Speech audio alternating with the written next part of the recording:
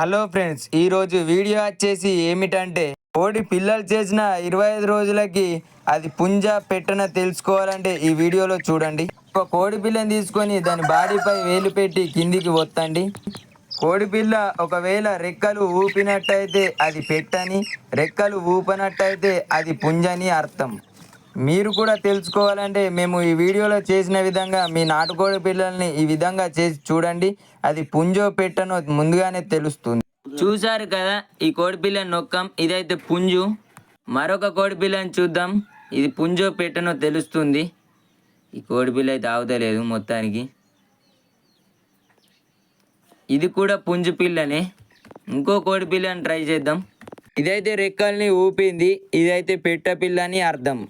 ఇలాంటి మరిన్ని నాటుకోళ్ళ వీడియోల కోసం మా ఛానల్ని అయితే సబ్స్క్రైబ్ చేయండి. ముందు ముందు మరెన్నో నాటుకోళ్ళకు సంబంధించిన వీడియోలు పెడతాం.